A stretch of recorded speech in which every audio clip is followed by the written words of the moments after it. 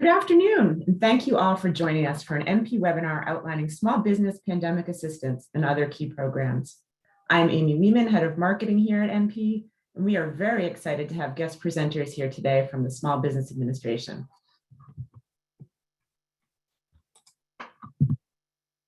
For those of you joining us on a webinar for the first time, MP is a full-service human capital management company offering a suite of products and services, including HR, payroll, benefits administration, time and attendance, and compliance assistance. We support our clients with cutting-edge technical solutions, as well as proactive, reliable service and deep HR and payroll expertise. At MP, we are wired for HR and help clients succeed by aligning their HR strategy with their business goals. The U.S. Small Business Administration works to ignite change and spark action so small businesses can confidently start, grow, expand, or recover. Created in 1953, the SBA continues to help small business owners and entrepreneurs pursue the American dream. The SBA is the only cabinet-level federal agency fully dedicated to small businesses and provides counseling, capital, and contracting expertise as the nation's only go-to resource and voice for small businesses. I'm thrilled to introduce your presenters for today, Peter Kontakos and Diane Darling. Peter serves as the Massachusetts Deputy Director within the U.S. Small Business Administration. He's responsible for outreach and marketing activities to promote opportunities for accessing capital, counseling, and contracting. Diane Darling is a marketing and outreach specialist within the Mass SBA. She's focused on education and outreach, really to get the word out on how the SBA services can help small businesses succeed. And before I turn the program over to Peter and Diane, just a quick note that the recording from today's program will be sent out along with the presentation after the webinar. And also, if you'd like to submit a question during the webinar, please use the Q&A feature at the bottom of the screen. And then lastly, while this training is intended for educational and informational purposes, we are not attorneys and the information should not be construed as legal advice. And with that, I will turn the mic over to Peter. Thank you, Amy. Can you hear me okay? I can. Excellent. Thank you very much, Amy. Thank you very much, all of the attendees who have joined us today. Diane and I really appreciate the opportunity to discuss with you what we are working on here at the U.S. Small Business Administration, SBA. As Amy mentioned, I'm Peter Kontakos, the Deputy District Director for the Massachusetts District Office. And with me is Diane Darling, Outreach and Marketing Specialist in our Massachusetts District Office. So today's agenda, we're going to give you a high-level overview of our SBA programs and services. We'll quickly discuss SBA's mission and strategic planning objectives. We'll pivot to a discussion on disaster assistance. Many of you may have heard about a lot of these programs, so we'll discuss where we're at with those programs and where we're going to be going forward. We'll discuss SBA's flagship lending programs, government contracting initiatives, and also how to obtain technical assistance to further enhance your business activities. And then we'll conclude with some Q&A. So Amy, we can go to the next slide, please. Thank you. So our mission, so supporting small businesses for 68 years. So the SBA, really is the primary federal agency that is dedicated to empowering entrepreneurs, to helping small businesses achieve their dreams, making business ownership a reality, but also continuing to further grow and expand your respective businesses, no matter what business line it is, no matter what function is being performed. SBA offers a lot of services, which we'll discuss. Before the pandemic, it was joked that the SBA was the best kept secret. I don't think SBA is that much of a secret anymore, but there's still folks who may not know who we are or what we do. So we've been out there in the media and the news a lot, given the various programs we supported during this pandemic over the past 15 months. But there are, a lot of different unique programs and services that we have to offer. So looking forward to diving deeper into those today. We can go to the next slide, please. So real quick, our strategic plan, just to piggyback on our mission.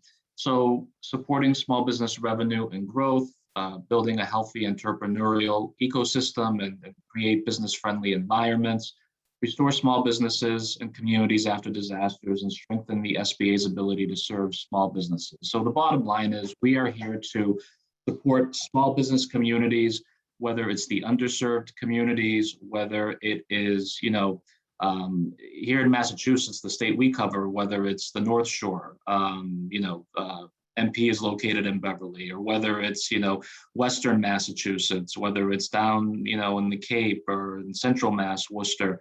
Our office is responsible for communications, outreach, and marketing activities throughout the entire state. And prior to the pandemic, we would be on the road a lot. It was a lot of fun, and we would, have some wonderful events, get to meet people, have one-to-one discussions on the ground. We've had to pivot as well, just as small businesses have during this pandemic. So have been delivering a lot of webinars over these past 15 months and communicating with folks in that fashion. But hopefully soon we'll be able to meet up in person again. So, but for now, we've got the webinar, so we'll do the best we can with this format. All right, we can go to the next slide, please. So how we help, the four primary areas that SBA focuses on. So really it's lending, access to capital, it's counseling, technical assistance for doing a variety of activities for your respective businesses. It's contracting, federal government contracting, which we'll get into a little more later. That's my expertise, my background. So I have a soft spot for that. And then disaster. Economic injury disaster is what we've been doing the past 15 months, of course, with the pandemic. The more traditional, disaster programs are, floods, hurricanes, things of that nature. SBA is known for, but really SBA was tasked with supporting folks with economic injury disaster over the past 15 months, and we continue to do so. But those are basically the four main areas. Exporting and international trade is something the SBA also has in terms of providing support and services to small businesses. So that's a growing program that I think when they update this slide, they'll probably add that on as a fifth element. Okay, Amy, we can go to the next slide. So real quick to go through the pandemic relief and recovery programs, kind of where we've been and where we're going. And in between that, I guess where we're at, right? So you all may have heard about the Paycheck Protection Program, otherwise known as PPP. That is now over in terms of the funds having been exhausted. So small businesses are not able to apply for PPP any longer. It doesn't sound like Congress is going to provide any additional funding for that at this point in time. Again, when we talk about what Congress may or may not do, it's speculative. So we don't know any more than you folks do on that. And that's, the honest to God truth. Sometimes we find out about things after, the public does. So even though we work for the federal government, but that's just, it's the way it is. So, but right now the agency is trying to process all the PPP loan forgiveness. So if you have received a Paycheck Protection Program loan and you're trying to get it converted into a forgivable loan, i.e. a grant, the agency is really working hard to get all those taken care of by Labor Day. There had been some delay on the lender's part, the bank's part, for processing forgiveness. There's also been some delay on SBA's part to review the forgiveness applications, but they've really ramped up in terms of doing the review there. So that's a quick update on PPP. With regards to EIDL, the Economic Injury Disaster Loan, that program is still ongoing. So that's a loan program. It's not a grant. We're going to get into that in a little bit. So I'll hold off on speaking more to that because that program is still ongoing. It's going to be going on till December of this year, or if the funds are exhausted, whichever comes first, but it's anticipated it'll run through December of this year. The Restaurant Revitalization Fund, folks may have heard about that one, otherwise referred to as the RRF. So with that program, that that one came down pretty quickly and it ended pretty quickly.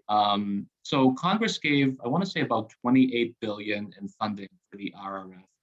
They had a priority period of 3 weeks, 21 days, where women-owned small businesses, veteran-owned small businesses, and socially and economically disadvantaged small businesses were able to submit their applications and get priority. But if you didn't fall into any of those priority categories, you could still have submitted your application. It just would not have been reviewed until all those other applications got reviewed. So funding and awards have been distributed both to the priority groups and the non-priority groups. However, there's been a pause on awarding to some priority groups because there's a lawsuit that's been filed. So not much more I can say about that because not much more HQ will share with us on that. But basically, it's public information. The lawsuit was filed protesting the fact that there was a priority period for certain types of small businesses. So right now those awards are on hold. Now, we did receive a lot of demand for this program. The demand definitely exceeded what was available in funding. And so there are discussions ongoing on the Hill to see if Congress will provide additional funding to help cover all those applications that aren't even able to be reviewed because the funding has dried up, basically. So more to come on that. So for any folks who have restaurants or know of folks who have restaurants, that's the update there. Shuttered Venue Operator Grant, or otherwise known as SVOG. I'm not sure if this is really applicable to folks on this call. It may or may not be. That was a grant program where folks had to submit a proposal. It's a competitive grant program, and the reviews are ongoing. So that's more for performing arts, theaters, venues like that. However, it depends on the type of venue you have. So if folks have more specific questions, we can dive deeper into that. But again, for I think our audience, I don't believe there's going to be too many folks interested in that program. But those are the main programs that SBA has been offering over the past 15 months during the pandemic. The next two programs, they're offered through the U.S. Treasury, IRS. The first one's the Treasury Employee Retention Credit, and the second one is the Treasury Paid Leave Credit. So these are not SBA programs, so I really can't speak too much to these or get too in depth. I have included the link here. It's a second link on the slide, which will give additional information on how small businesses can take advantage and utilize those programs. But basically, if you retained employees, if you've given employees the ability to use leave to go get their COVID-19 vaccinations, there's tax credits that are available. So definitely check that out. It will be dependent on the size of the business, and there's different qualifiers. But again, I'm not the authority on those programs because they're not SBA programs. But we do want to let our small businesses know that that is out there. The very first link there is the COVID-19 relief options link. So when you go to that site, it's going to detail all these SBA programs I just discussed. So wanted to include that in there. If you guys want to dive deeper, into that. So this slide here talks about the Economic Injury Disaster Loan EIDL. I'll just quickly run through this. So this is a loan program where you can get a 30-year fixed loan. The rate is 3.75%, and it's fixed over a period of 30 years, which is a really good term and rate for a business loan. There's no prepayment penalty or fees. Originally, it was up to 150,000 for 12 months of economic injury. They have changed that recently to up to 500,000 for 24 months of economic injury.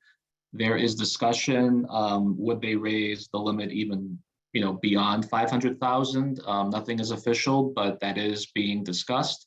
And as I mentioned earlier, you can apply for this through December of 2021. I've got the link there as well if folks want to, check that out and learn more about it. This loan is really for your operating costs. So, working capital, normal operating expenses, it's pretty liberal. When they first rolled this out, there were, I guess, a few more restrictions, I would say, but now it's pretty open in terms of what it can be used for. This has become a really popular program, and this is something that the folks in headquarters, I think, may want to continue at some level. So again, this is, beyond this pandemic, whenever, the end may be, and beyond the December 2021 period, there's the potential for, some variation of this program to evolve and become a different, I guess, offset, I would say. So again, nothing official there, but just something I wanted to share with folks. But also, again, this program is in existence till December 2021. So again, really good rate, really good term. As you can tell, I get excited about this stuff, and this is just one of those programs that just makes sense for a lot of reasons. So so definitely take a look at it if it's something that you think you could benefit from it. Okay, we can go to the next slide.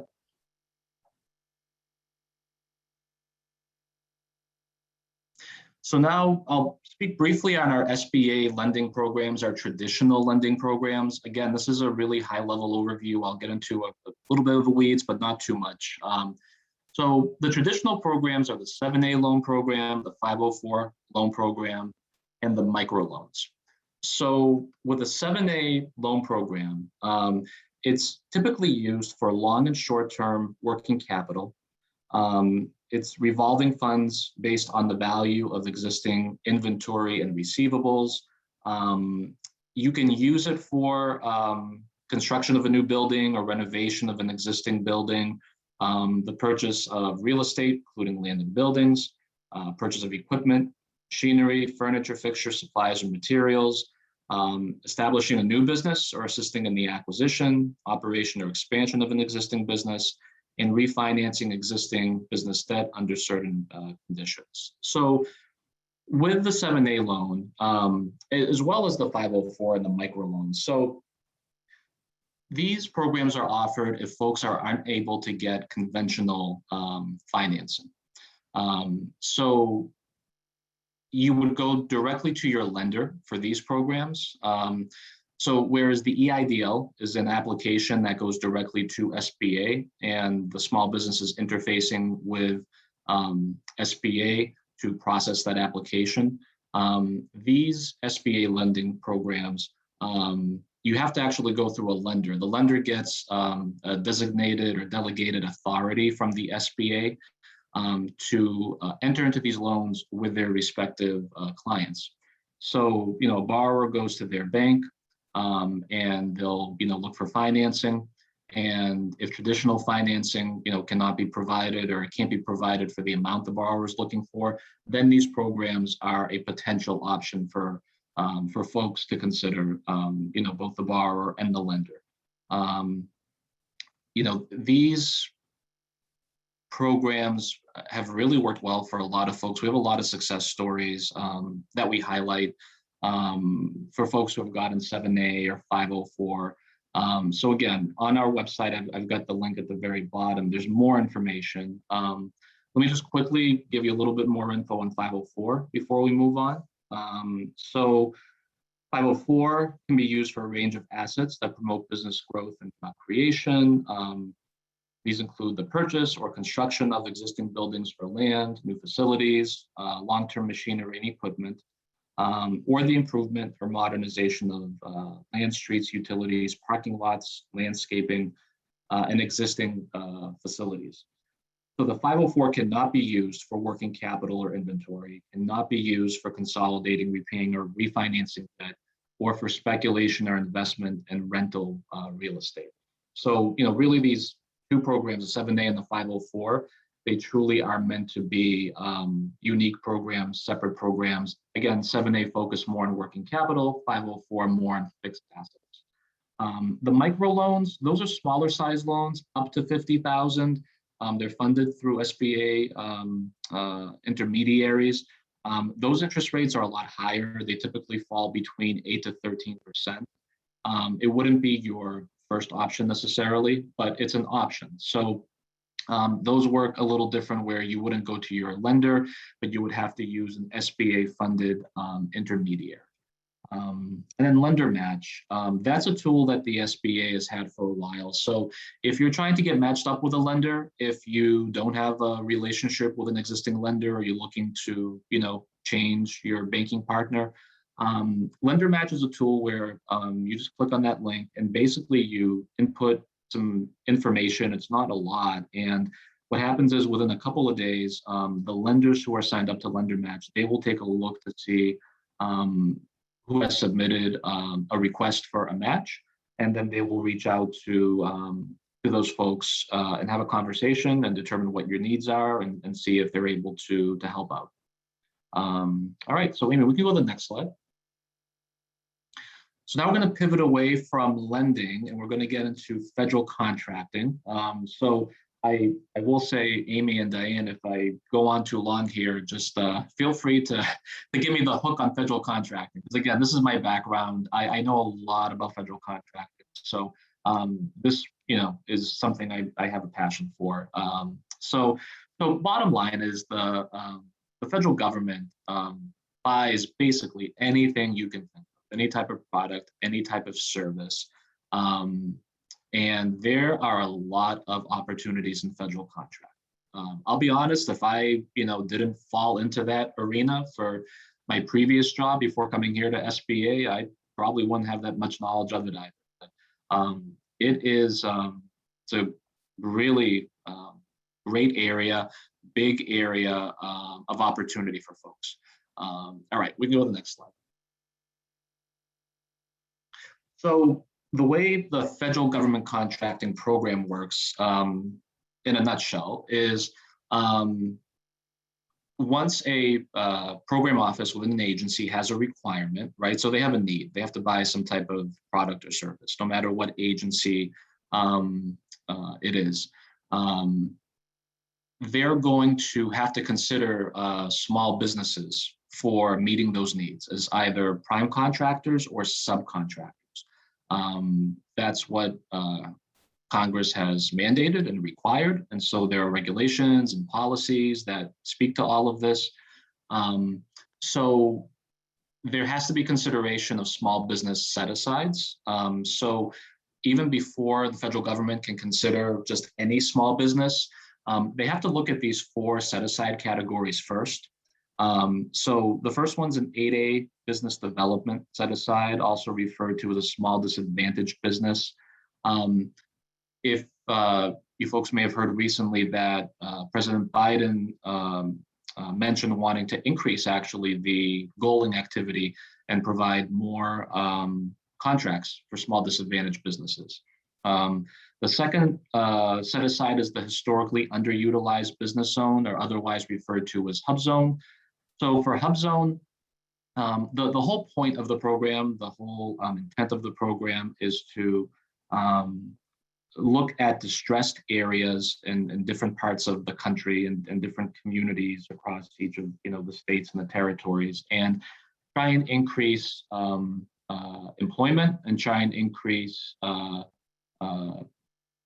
small business utilization, getting businesses to go to specific areas or territories of the different states to open up their businesses and to hire and to bring employees in. So that's why that's considered a set aside. Just real quick, I think I forgot to mention, back to the first one, the small disadvantaged business, that's focusing on underserved markets and socially and economically disadvantaged businesses. And there's definitions for how you would qualify for all of this stuff. But again, just want to give you a high level overview of what this landscape is.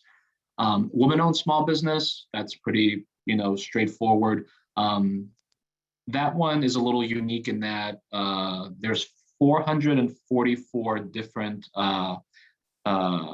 sectors, parts of the industry that Congress has determined women are underrepresented in terms of ownership. And so that's why they created that set-aside category. The last one here is a service-disabled veteran-owned category. So again, straightforward here. If the business is owned by a veteran who is also a service-disabled veteran, so disabled while providing service to the country, that is a set-aside category.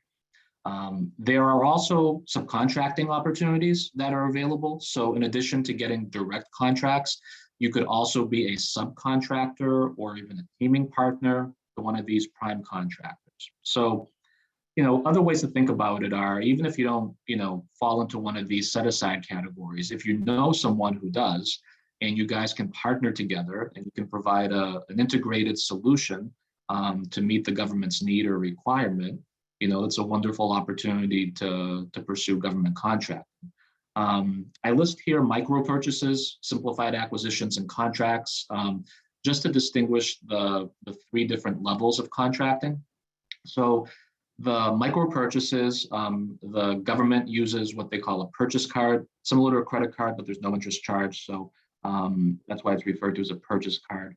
The authority for making those purchases goes up to 10,000, and for those, none of these set-asides actually apply. They're encouraged, but they're not applicable. So, you could do business with the government if they make a purchase using their purchase card, very simple, 10,000 or less, depending on what it is they're looking for. Simplified acquisitions, those are purchase orders. So they're not contracts, they're similar, but not quite contracts. Those range from 10,000 up to 250,000. That's the threshold. And then anything above 250,000 would be a contract. I list here the Procurement Technical Assistance Center, otherwise known as PTAC.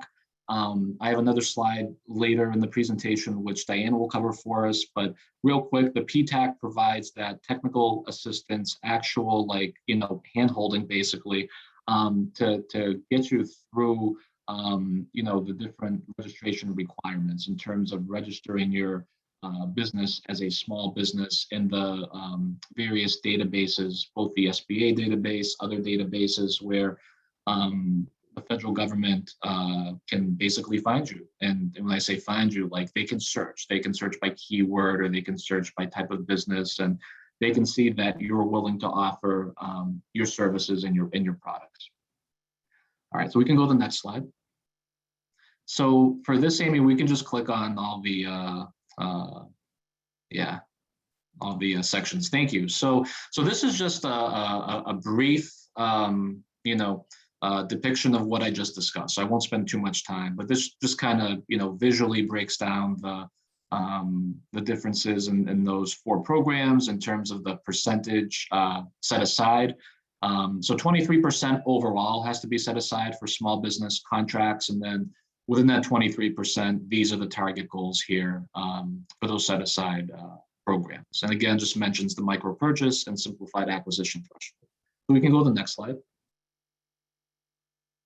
So again, just to recap this, the world's largest buyer is the federal government, $600 billion a year on contracts. 23% of those have to go towards federal small business contract dollars.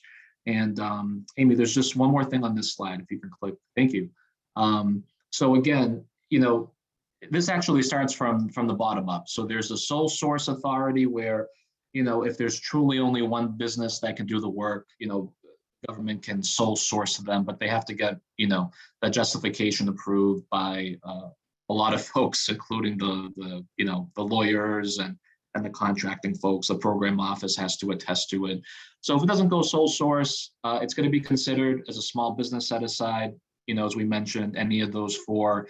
set aside categories. And if those don't work, then it's a total small business set aside where any type of small business could propose. And then if small businesses, can't meet the needs of the government, then it would go to a full and open competition where anybody would compete, no matter what size their business is. But again, 23% of the dollars are set aside every year for small businesses. So that's why I say this is a really good area. If you want to, grow your business and you want to take in a different direction, this is something to consider.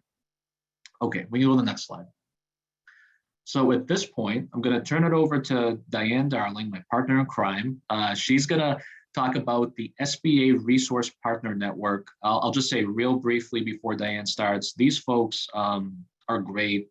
Typically, it is free of charge for the most part. And, they provide a myriad of services, all different types of services to small businesses. And these folks, they receive grant dollars from the SBA. So they are an extension, basically, an arm of the SBA.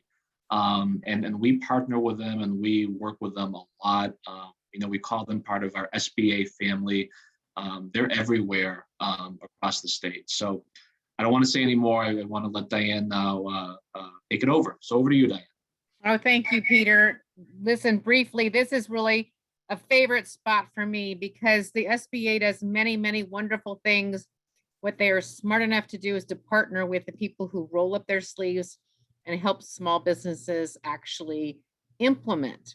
So from business plans, financial statements, projections, marketing, social media, learning sales, learning Google, there's all kinds of different workshops, seminars, and you can work with a coach or an SBA, a SCORE, for example. So there's 4 groups of these. SCORE is one of them. The SBDC is another one. Women and veterans are the 4 buckets. And people can go and select somebody from these organizations. What's really amazing now is that you can actually connect with somebody in another part of the country who may have expertise in an area that may not happen here, or there might be just a specific person, a specific need. Let's say you have a business that is heavy on inventory. You can find a SCORE counselor or a Center for Women in Enterprise counselor who can help you understand how you can best do this. So the SBA has a lot of work with the financial part as far as the loans and the programs, but these partners really help you have a place to, if you will, at times for me, I know the shoulder to cry on. I'm a small business owner myself, or someone to say, wow, what do I do with this amazing opportunity? Or how do I pivot now that everything is virtual? We've seen restaurants go from, dine in to takeout to delivery. And so these people are really people who you can really count on and create a long-term relationship with to help your business grow and succeed. So hopefully I grab that well. And Peter, I'll send it back over to you. Thanks, Diane. No, you said it really well. So we can go to the next slide. So, Diane, I'll send it back to you. You're doing a great job. So I'm going to have you go through the, resource partners. Okay, sure. Absolutely. So this is SCORE. Thank you. Yep, this is SCORE. And SCORE is has a group of people who are typically retired, but not necessarily. And they have various expertise and they want to continue to be a part of the business community. And so they'll sit down with you. They have perhaps some wrinkles and some gray hair, as you'll see in these pictures, but they have phenomenal experience to help you, with your business and succeed. If you can pop to the next slide, please. The Massachusetts Small Development Centers, there's many of these are sort of out of the Boston central area. These are more in the more diverse areas of Boston or Massachusetts rather. And so you can contact these folks again. You'll get the business planning, the government contracting, and they'll help you figure out the forms.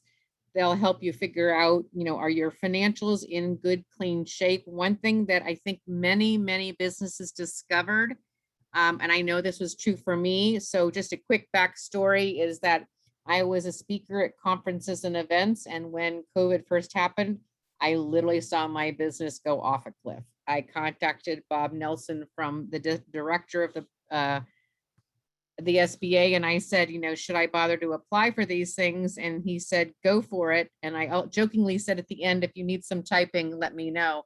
And so I've gotten a 1-year role with the SBA, which I'm very delighted to have. So I feel the situation that many businesses are in. One thing that I learned was that, some of my financials were cleaner and more organized than others. And this is why you want to sit down with some of these folks to be sure that your financials are in good shape, your legal's in good shape, your HR.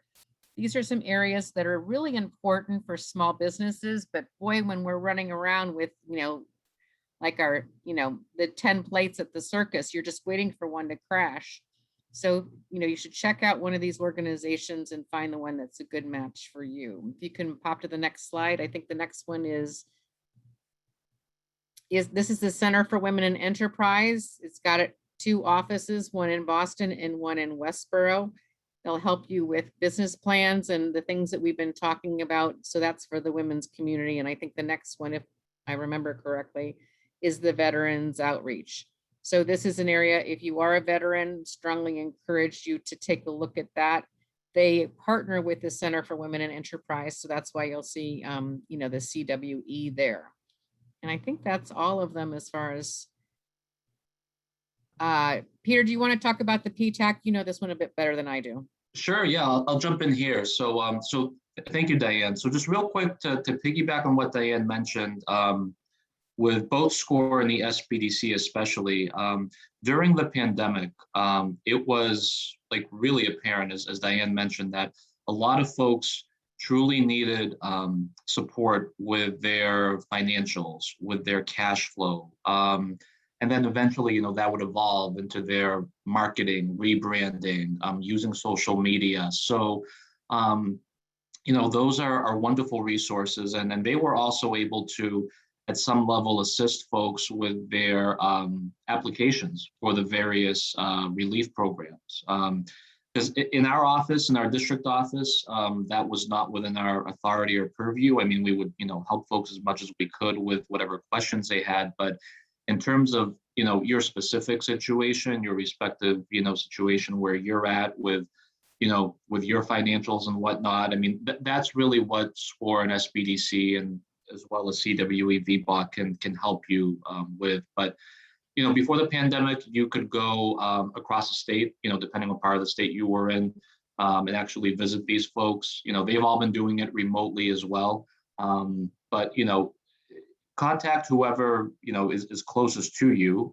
That would make the most sense. But whoever you contact, they'll put you in the right hands and right direction in terms of determining what it is that you need for support. And then they'll match you up with the right person, with the right counselor. So just wanted to just quickly add that. The PTAC, Procurement Technical Assistance Center, they're not technically a resource partner, but we consider them and group them into our suite of resource partners. So these are the folks I mentioned earlier who, if you're interested in government contracting, they're the folks to go to. I work very closely with these folks. They're all very smart. They're all, folks who are willing to work hard. It's free counseling. You just go and sign up. Depending on the demand, it may take, a week or 2 to get an appointment. But they're wonderful. They will actually help you with your proposal. So kind of like, SCORE and SBDC can help with loan applications. PTAC can also help with submitting proposals to the government.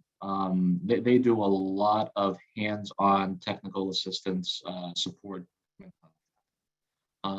Okay, we can go to the next slide. So again, these are our SBA resource partners just listed here. As well, inclusive here in this slide is the Massachusetts Export Center for, support with exporting, international trade. They are part of the Small Business Development Center, but wanted to call them out here. The PTAC, again, they are like have a dotted line to the SBDC. It's kind of an interesting way they're formatted. They're funded by Defense Logistics Agency for half of their funding. The state provides the other half of the funding, and there's actually a government sales advisory group within the SBDC. So again, these are your primary partners. You have the websites here, and then on the previous slides, you've got contact information for your specific region or locality as well. So we can go to the next slide. And this is our final slide here. So, in terms of staying connected with links and contacts, so we do encourage folks to subscribe to our e-newsletter. We do typically twice a month, we'll send out a couple of e-newsletters. So the very beginning of the month will be our calendar of events. What we know at that point in time is coming up in terms of SBA events, events that are being held by our resource partners. So something else they do in addition to one-on-one counseling and support is they will have webinars very frequently, and they'll be covering specific topics. So if you want to, sit in on those, listen in and learn, that's a great opportunity. The newsletter, the other thing we do is mid-month, we'll send out, that's the official newsletter. And again, it's got more updated events. It's got any relevant information. We like to highlight our success stories, what's worked well for folks. Some truly inspiring stories that we typically include each month. And we will also promote events that are going on across the country. So whether it's the New England region, if our partner, district offices, have events, that they're doing that we feel are beneficial to Massachusetts, we will promote those. If there are national events, if, there's just any type of activity going on that benefits the small business community, it will be included in that newsletter. By signing up, also, you'll receive standalone e-newsletters, I guess you could say. So if there are major events that we are promoting to the public, you'll receive a separate message for that. So for instance, next week, we have a couple of featured events. We have our June is Pride Month. So we have a Pride Month event with the LGBT Chamber of Commerce. And we're also doing, separate from that, we're doing a international trade exporting event, partnering up with a Seattle district office out in the state of Washington. Last month, we did an event on innovation. We partnered with the Houston district office. So that's part of our new Coast to Coast series. We're bringing in small businesses, featured guest speakers, folks from industry, different groups and associations. So again, if you sign up for the newsletter or you follow us on Twitter, you'll receive all that information first. You could also email us directly at massachusettsdo@sba.gov or give us a call on our main line. And then just some links there at the bottom, the coronavirus relief link that we discussed earlier. SBA.gov, it's such a simple website, but honestly, there's so much information there. That's the national website. So it's laid out pretty well. When you go there, you'll be able to search if you're looking for, funding, loans, if you're looking for contracting or COVID relief or exporting, whatever it might be. They have a learning center there as well, which has a lot of different modules that you could take in terms of starting and growing and expanding your business. They have another section referred to as Ascent. That's a new program recently launched for women-owned small businesses. So again, if you go to the website, there's a treasure trove of information there. And then the last site there, that's our dedicated Massachusetts district office site. So it's sba.gov/MA. You'll find a lot of information there pertaining again to all these programs we discussed, but more specifically for Massachusetts businesses, small businesses. So for example, we'll have the listing of all the lenders who actually enter into 7A and 504 loans or have been entering into these loans for these pandemic relief programs. We'll feature success stories on there. We'll have, just different things that the national website may not have, but that may actually be more pertinent to the Massachusetts community. So that's what we have in terms of our presentation. I hope it was informative and helpful for folks. And we look forward to fielding some Q&A and having an open dialogue now. So Amy, I'll throw it back to you. Sure. Diane, did you want to go through? Looks like we had several questions come in during the program. Diane, did Yep, you? absolutely. Okay. So Peter, some of these maybe we'll need to get back to people, you know more the details on this. After applying for an SBA loan, what is the typical time frame? And this is specifically about a 7A loan. Do you know the answer to that? It all depends. It really does depend on your situation. It depends on the lender. It depends on the number of documents that have to be reviewed. So I kind of hate to give that answer, but it's the truthful answer. It really does depend. So if you go to our SBA website, if you go to the lending section, there's going to be a checklist there, which outlines basically everything that's required that has to be submitted. Again, it really is dependent on your specific situation and or your lender. So, some of these, I mean, they don't take, some of these don't take forever. It's not like it's a drawn out process that you won't hear, for a long time. But if there's issues with your application, due diligence has to be followed. So that's why, unfortunately, there's no exact time frame that I can provide. It really is dependent on one situation. Yep. I'll share that for a couple of months, I was on detail helping out with the PPP situation this winter. And one of the biggest issues that came up for conversation was just the paperwork wasn't as clean as it needed to be. So that's why I would really encourage people to work with one of the resource partners to be sure that's all buttoned up. Another question, Peter, what, if any, are SBA loans or grants available to veteran-owned or operated businesses? So for SBA, what was it, loans or grants? Yeah, loans or grants. And I would assume the best answer for that would be to go work with the veterans. Yeah, so Partner. there's a couple suggestions. So we have our VBOC, which we referenced earlier. That was the Veterans Business Outreach Center. So if there's any specific programs dedicated for vets, they would be the ones who would have awareness of that. In our office, we do have a gentleman who's our dedicated Veterans Business Development Officer as well. So he would typically be up to speed on that. We can we share this in the chat, Diane, or in the Q&A here, Oreste's name, Oreste Varela? Sure, I'll dig it up. Yeah, he's our branch manager who covers Western Massachusetts, but he's also our dedicated Veterans Business Development Officer. So he works hand in hand with the VBOC. He really does a lot with veterans programs. So if there's anything specific that is targeted for the veterans, he would be the one, as well as the VBOC, who would be aware of that. I'm not aware of anything specific with regards to loans or grants. The contracting side of the house, yes, they do have some programs there, but loans or grants, nothing comes to mind at this point. But we can follow up with Oreste and the VBOC and get back to folks on that. Yep, I just put his information in the chat, Robert, for you. Perfect. Another question. I am an independent broker of tickets and luxury box suites to sporting events. I work from home. Obviously, the pandemic attendance has been null and void. Besides PPP and EIDL, are there any other grants that person can apply for? So, okay, I'm just viewing the question here. So they're an independent broker. Okay, tickets, skyboxes, luxury suites.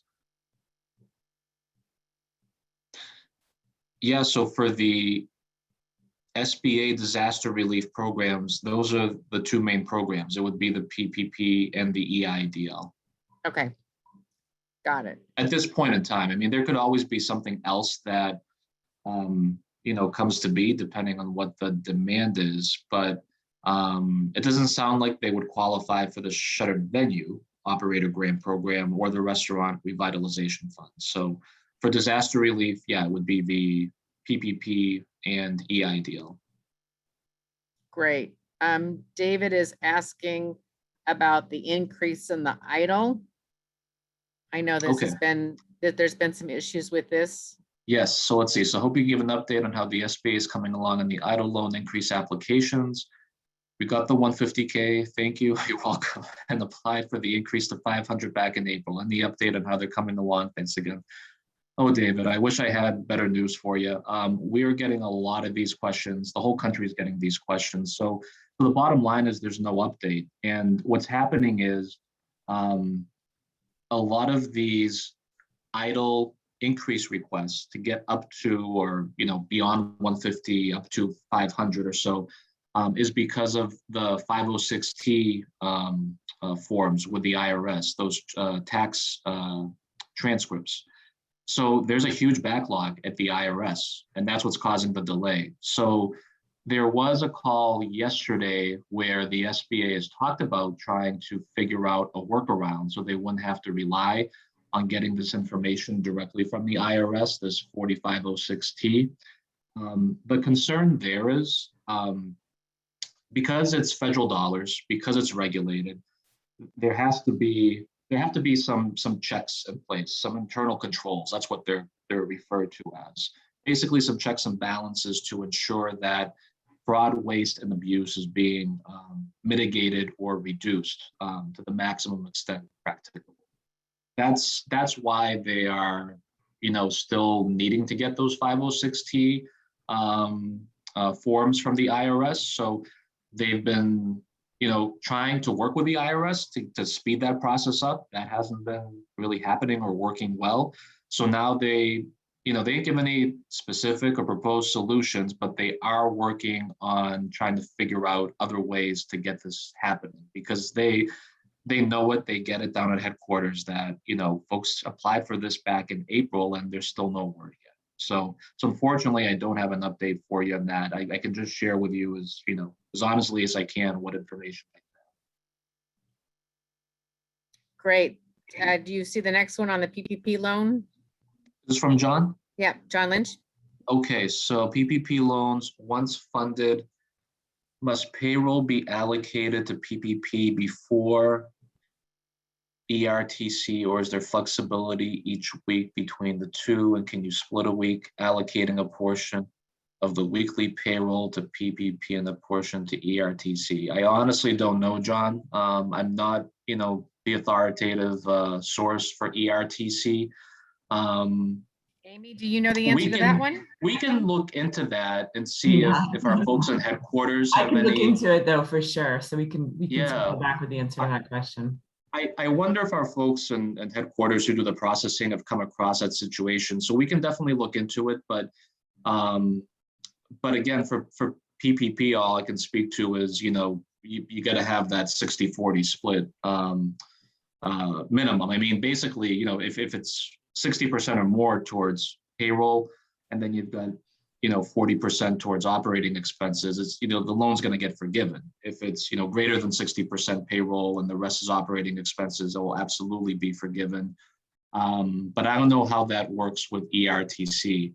I do know, just some breaking news here. I'm just seeing something pop up here in my inbox that there is scheduled to be a webinar, I believe it's tomorrow, looks like, on ERTC. So let me try and find out more about that. And Amy, if I can get that information over to you, you can share it with the attendees today. Would that be okay on your end? We can definitely do that. Yeah, that's awesome. We have an ERTC team here as well that I can kick the question over to. Okay. Okay. Answer. Great. And I see And one the more last question, one. Diane, right? Okay, so this is from Peter Lewis.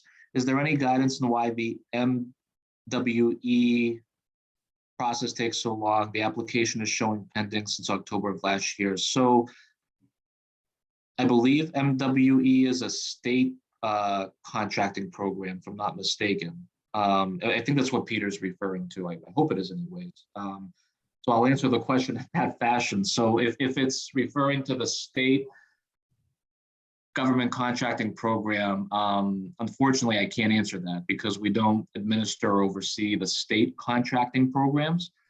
We do work with folks in supplier and diversity for the state of Massachusetts. So If there's something we can do to help facilitate a discussion or conversation or connect you, Peter, let us know and we'll do so. So don't hesitate to reach out if we can help you out in some fashion there.